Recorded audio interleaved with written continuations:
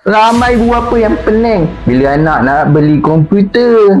Anak kata nak komputer ROG lah, nak RAM besar-besar, dan banyak lagi spesifikasi yang mungkin tak kita tahu. Tapi benar kan nak perlukan komputer mahal? Atau sebenarnya komputer yang cukup sesuai untuk sesi pembelajaran? Hari ini saya nak kongsi 5 tips macam mana ibu bapa nak beli komputer yang sesuai untuk keperluan anak. Tengok sampai habis ya. Perkara utama bila kita nak pilih komputer untuk anak, dan tentulah modal. Kadang-kadang anak tengok dekat YouTube, tengok streamer, tengok kawan-kawan pakai PC mahal. Terus saya cakap nak beli komputer harga RM5,000. Goyang dek, goyang. Mandi kalau nak beli. Kita kena fikir, adakah komputer tu boleh belajar? Atau semata-mata nak buat main game je? Jangan sampai kita beli komputer mahal semata-mata untuk kepuasan anak, tapi akhirnya anak kita lalai dan kita pula terpaksa meminjam orang pada nak beli komputer yang berharga melampaui kemampuan kita. Tidak kedai komputer yang boleh dipercayai. Jangan terus beli dekat online bila tengok harga dia murah. Kadang-kadang harga dia beza sikit. Jadi masalah datang kemudian. Jadi masalah, mana cari? Kena cari kedai pula. Untuk lebih mudah, eloklah beli dekat kedai. Tapi kedai komputer yang sudah lama beroperasi. Seleloknya ada kedai fizikal. Sebab kalau ada apa-apa komplain yang berlaku, senang kita kejar. Kalau tidak, mandi dek, mandi. Kalau tak yakin, bawalah kawan-kawan yang ada sikit pengalaman membeli komputer kat kedai. Kalau tidak, memang asak.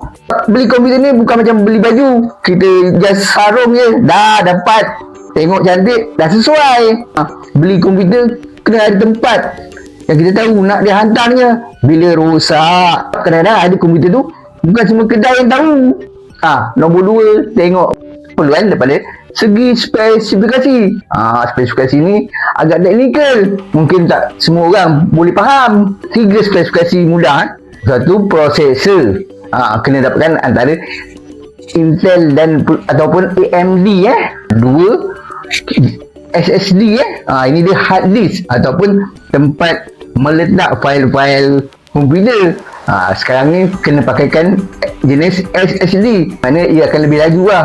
Cukuplah kalau kita dapat 256 GB simpanan. Kena ada satu lagi, iaitu SATA. Dia ada 2 hard disk lah. Satu SSD, satu SATA. SATA tu untuk simpan je lah, yang SSD untuk proses. Pening pula kan, tapi rasa cukup lah anda tahu SSD. 3, ni benda yang paling penting adalah RAM. Kalau boleh sekarang ni paling kurang 8 GB. Yang mudah terpedaya anak, dia nak yang lagi heavy kan, yang lagi power. Nak beli prosesor yang paling terkini, tak perlu. Kalau sekadar untuk Google Classroom, Microsoft Office, buat type-type, tengok video pembelajaran, komputer sederhana pun dah cukup.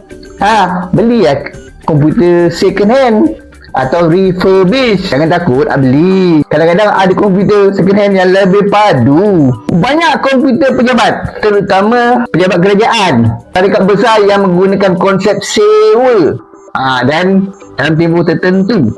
Contohnya 3 tahun. Selepas tamat sewaan, komputer tu mungkin akan dilelong. Mana kedai komputer yang dapat projek tu boleh riki-riki.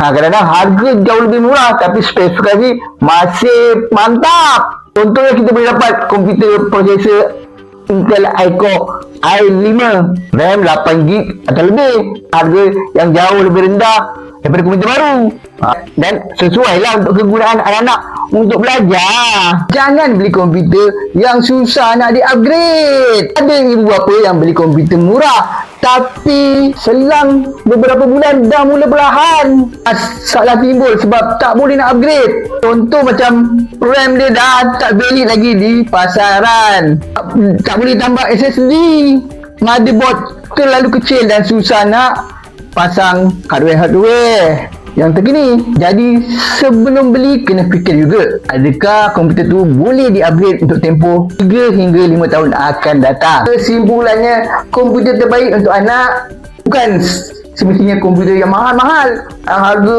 RM5,000 ke atas, Tetapi komputer terbaik adalah komputer yang sesuai dengan keperluan kemampuan apa yang boleh membantu anak untuk belajar. Yang beli sebab ikut trend ataupun dengar kata orang yang bukan pakar dan belajar sesuatu. Kalau anda rasa nak beli komputer, rujuk-rujuklah orang yang pakar. Jangan kena kelentung dengan anak-anak. Macam biasa, yang belum subscribe boleh subscribe, like, share dan komen video ni. Saya Zul Sarizi. Bye.